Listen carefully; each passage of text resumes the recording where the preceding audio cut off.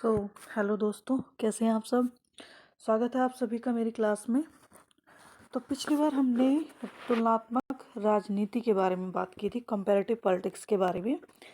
तो जिन लोगों ने मेरी वीडियो नहीं देखी है पिछली, तो प्लीज़ वो देख लीजिएगा। मैं डिस्क्रिप्शन बॉक्स में लिंक दे दूंगी उसका, ठीक है। तो ये हम कर रहे हैं भाई तुलनात्मक राजनीति, कंपैरेटिव पॉलिटिक्स, मुद्दे और प्रवृत्तियाँ। ये MPS 004 की यूनिट 1 पार्ट 2 है, ठीक है।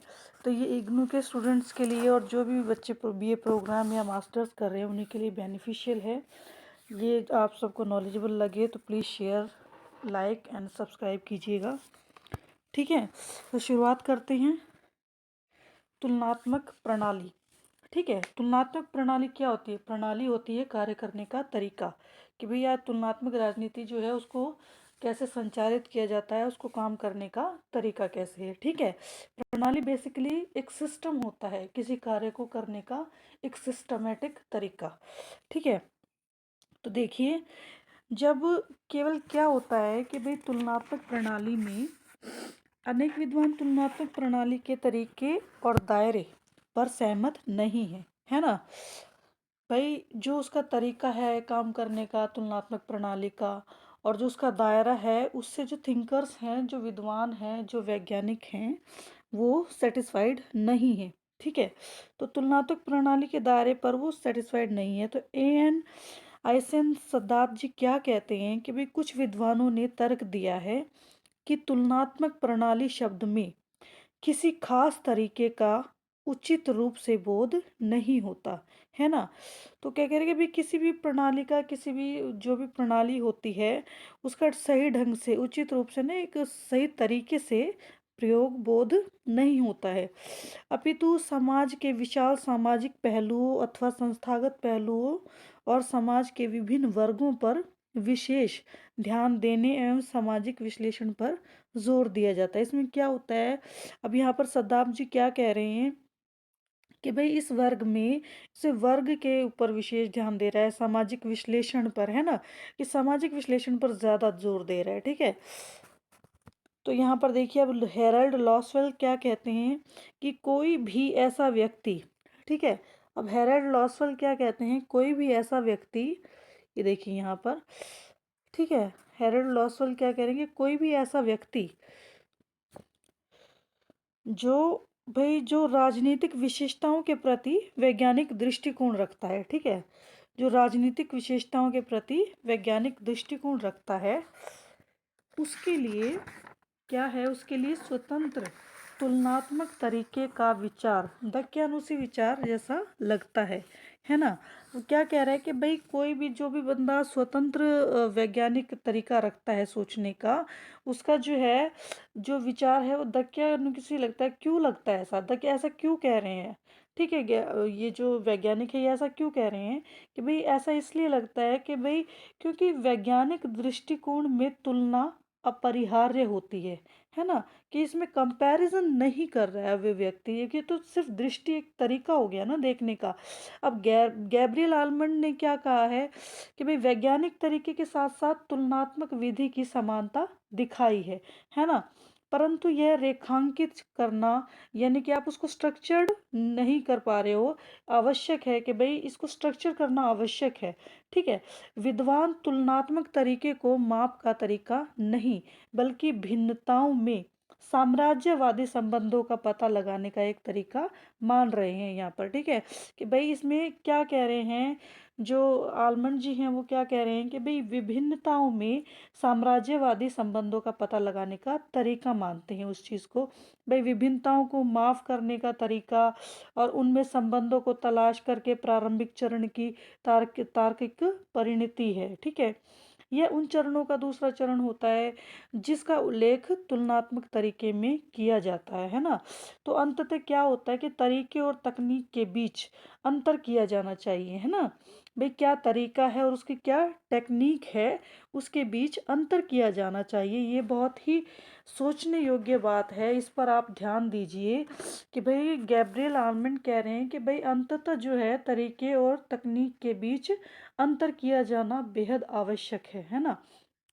तुलनात्मक तरीका सामान्य तरीका या व्यापक मापक जिसे ब्रॉड गेज आप कह सकते हैं अंग्रेजी में। ये व्यापक मापक यानी कि एक ना वास्ट उसमें एक जो है ना उसको मापने का जो तरीका है वो वास्ट ना हो करके भाई, ना कि संकीर्ण विशेष तकनीक है, ठीक है।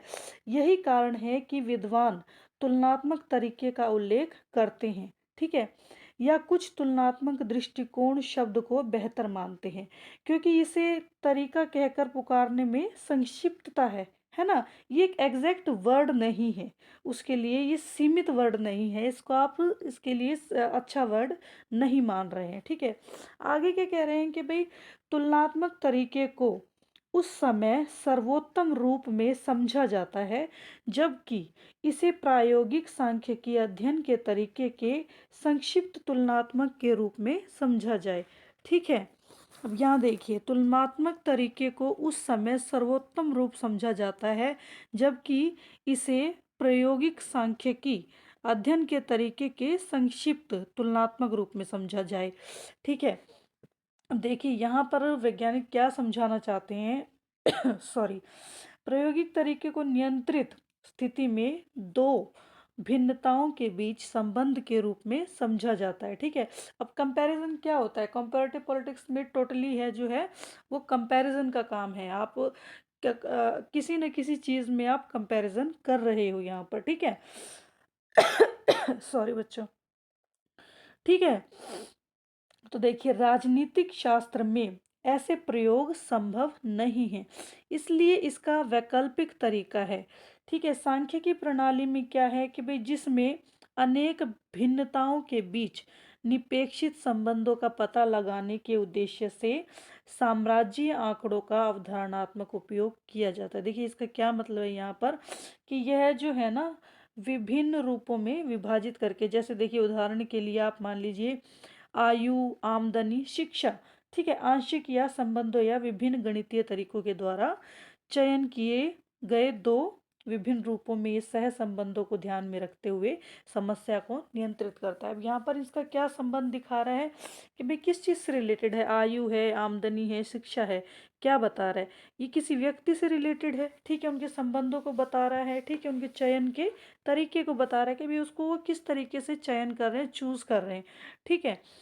अब देखिए यह एक मानक प्रक्रिया के रूप में स्वीकार किया जा चुका है, ठीक है। मानक अब सांख्यिकी को मापने का तरीका बताया है, ठीक है। अभी मैथमेटिकल टर्म के रूप में इसको सांख्यिकी के रूप में बता रहा है, ठीक है।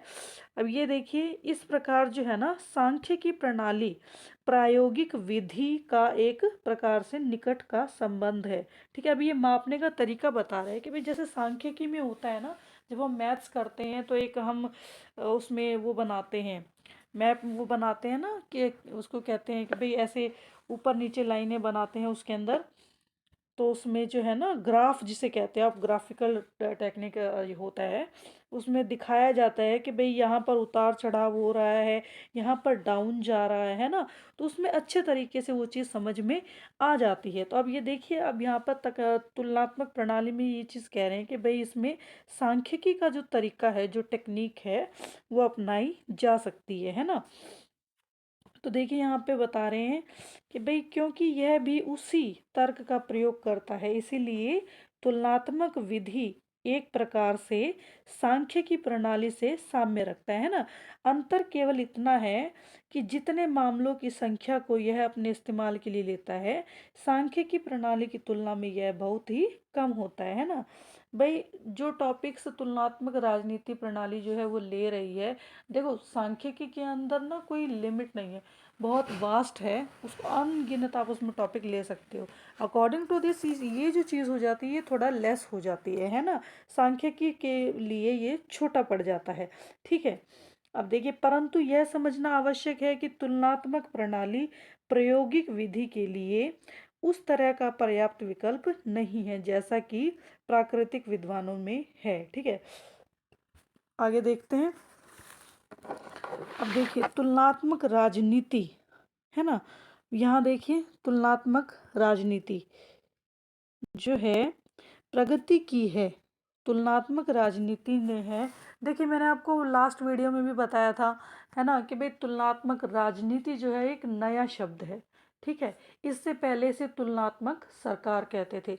मैं फिर से कहूँगी, जिन बच्चों ने पिछली वीडियो नहीं देखी है प्लीज़ देखिएगा, क्योंकि मैं इसके वीडियो के लास्ट में या सब्सक्रिप्शन बॉक्स के अंदर मैं लिंक डाल दूंगी, ठीक है।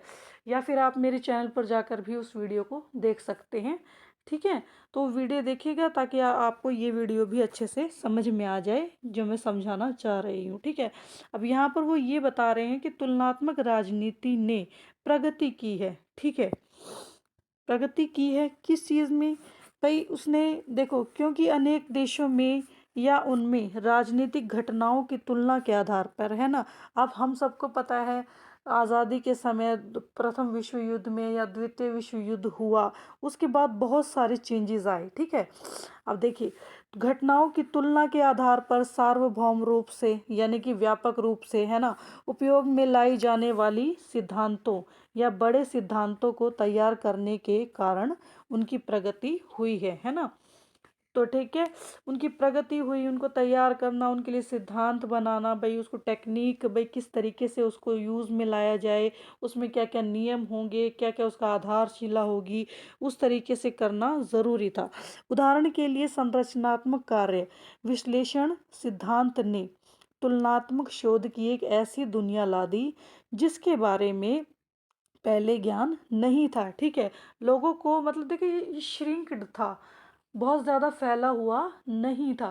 पहले क्या होता था कि भाई दो सरकारों की कंपैरिजन किया जाता था कि भाई देखिए, जैसे मान लेते हैं कि भाई बंगाल और श्रीलंका, सॉरी, बंगाल और महाराष्ट्र की आप सरकार की कंपैरिजन कर लो, या राजस्थान और हरियाणा का कंपैरिजन कर लो, या फिर दो जगह की, या फिर एक ही स्टेट की दो पार्टीज का कंपैरिजन आप कर लो, ठीक है। ये यहाँ तक लिमिटेड हो जाता था। अब तुलनात्मक राजनीति में क्या है, व्यापक है। अब अगर किसी एरिया में, कोई स्ट्रीट में कुछ वर्क अटका हुआ है, या सड़कें नहीं बन रही हैं, या कुछ और भी मुद्दा हो सकता है, उसमें अगर आ जाए, ये तुलनात्मक राजनीति का टॉपिक बन जाता है, ठीक है। इसमें सिर्फ गवर्नमेंट है, इसमें नॉन गवर्नमेंट टॉपिक्स भी आ जाते हैं, जैसे हम एनजीओ वगैरह कहते हैं, नॉन गवर्नमेंट टॉपिक भी इसके अंदर समा जाते हैं, समाहित हो जाते हैं, ठीक है। अब देखिए यहाँ पर क्या कह रहे हैं कि भी उदाहरण के लिए संरचनात्मकता, ये जो बताया अभी, यदि मामलों की संख्या अधिक न हो तो भिन्नताओं की संख्या बढ़ा देते हैं, ठीक है।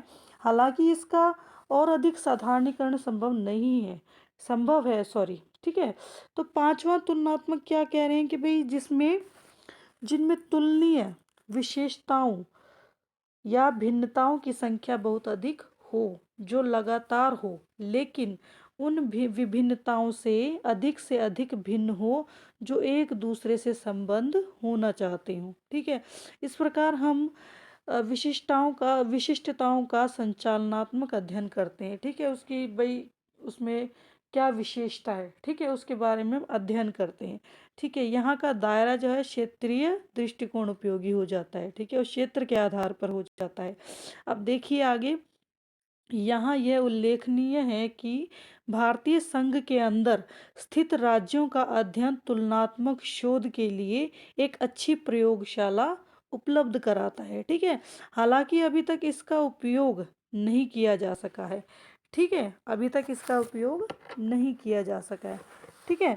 अब ये देखिए, अब ये आगे क्या कह रहा है कि भाई हालांकि अभी तक इसका उपयोग तो नहीं हुआ, लेकिन अंत में अनेक विद्वान महसूस करते हैं कि प्रमुख अथवा संदर्भ की भिन्नताओं को की ओर मुख्य ध्यान देना चाहिए, जो भाई इम्पोर्टेंट है उस पर ध्यान देना चाहिए, क्योंकि बहुत ज़्यादा भिन्नताओं से समस्याएं स्तर जो हैं वो पैदा हो सकती हैं, है ना। बहुत ज़्यादा अगर डिफरेंसेस आ जाते हैं तो भी प्रॉब्लम हो सकती है। यह न केवल प्रबंधनीयता की सुविधा प्रदान करता है, अपितु मध्य स्तर की सैद्धांतिक तथा राजनीतिक प्रणालियों की आंशिक तुलना उपलब्ध कराता है, ठीक है। यह तरीका नृवंश शास्त्रीय, यानी कि जो भाई वंशानुगत न हो, ठीक है, निवंश शास्त्रीय अध्ययनों में सफलतापूर्वक लाया गया है, क्योंकि जनजातीय प्रणालियां जो है ना, अधिक पेचीदी नहीं है ना। जो जनजातीय जो प्रणालियां आ जाती हैं भाई, वो जो है ना, वो अधिक मतलब जटिल नहीं है, पेचीदी नहीं है। राजनीतिक शास्त्री भी भिन्नताओं की संख्या को कम करके इसे कर सकते हैं, ठीक है।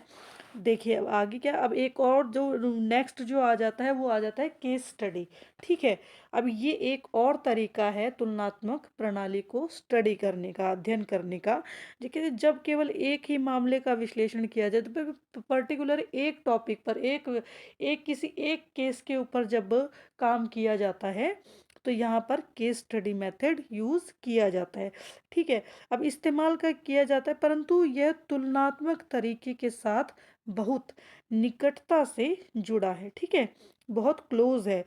जब ऐसे अनेक मामलों की तुलना करनी हो, तो किसी एक मामले का गहन अध्ययन तुलनात्मक अध्ययन का एक अभिन्न हिस्सा बन जाता है। ठीक है, अब ये कह रहे भाई, जब ऐसे टॉपिक्स आते हैं ना, जो जिसमें सिंगुलर टॉपिक्स आते हैं, भाई किसी एक पर्टिकुलर टॉपिक के ऊपर का, तो ये एक केस स्टडी के रूप में आ जाता है। ठीक है, फिर ये तुलनात्मक प्रणाली के नहीं, ये केस स्टडी के रूप में आ जाता है ना।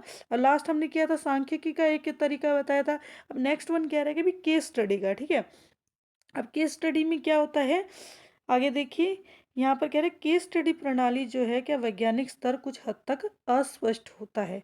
ठीक है, अब इसको कह रहे कि भी क्लियर नहीं है ना, क्योंकि विज्ञान न तो साधारणीकरण है, न सुस्थापित है। साधारणीकरण को अस्वीकार करने का कोई आधार नहीं है ना, अभी तक कोई इसका ठोस आधार स्तंभ नहीं है। परंतु इसका महत्व उस समय है जब राजनीति शास्त्र में साधारण प्रस्ताव का कोई प्रखंड बनाने के लिए या सिद्धांत बनाने के लिए इसका इस्तेमाल किया जाता है। ठीक है, और जबकि उसी जैसे विषयों पर कई केस स्टडी किए जा चुके हैं। कई केस स्टडी से क्या मतलब है, कई केस स्टडी से मतलब है केस स्टडी कई प्रकार से की जा चुकी हो। ठीक है, उदाहरण के लिए गैर सैद्धांतिक या व्याख्यात्मक, है ना। आप फॉर एग्जांपल मान लो भाई, जो गैर सैद्धांतिक, जिनका कोई सिद्धांत नहीं होता, व्याख्यात्मक, सिद्धांत पुष्टि करने वाले अथवा उसे कमजोर करने वाले, खास स्थितियों में सभी मामले लाभकारी होते हैं। इस प्रकार तुलनात्मक तथा केस स्टडी विधि में बड़ी खामियां होती हैं ना, कमियां होती हैं, क्योंकि इन तरीकों की अपरिहार्य प्रतिबंध होने के कारण तुलनात्मक राजनीति में शोधकर्ता के सामने चुनौती है। ठीक है, जो इसका ना, जो इसको स्टडी करता है, जो केस को सॉर्ट आउट करता है, उसके लिए बड़ी दिक्कतें आ जाती है सामने, है ना। वे इन तरीकों का इस प्रकार उपयोग करें कि निहित शक्तियों का भरपूर इस्तेमाल कर सकें, है ना। उनके लिए इंस्ट्रक्शंस हैं भाई, वैज्ञानिक राजनीतिक जांच में वे उपयोगी उपदान बन सकते हैं, है ना।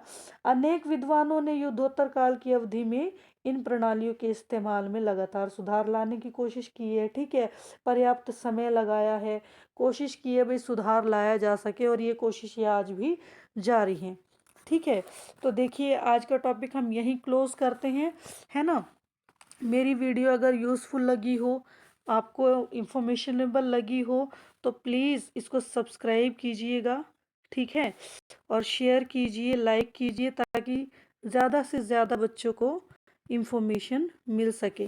ठीक है, तो मैं यही कहूँगी, अगर आपको इन्फॉर्मेशन अच्छी लगी हो, मेरी वीडियो में आपको कुछ समझ में आया हो, मेरा पढ़ाने का तरीका अच्छा लगा हो, तो मेरी वीडियो शेयर कीजिएगा, लाइक कीजिएगा, सब्सक्राइब कीजिएगा, ताकि ज़्यादा से ज़्यादा बच्चों को मेरी वीडियो, मेरी नॉलेज जो है वो पहुँच सके। धन्यवाद, मिलते हैं अगली वीडियो में।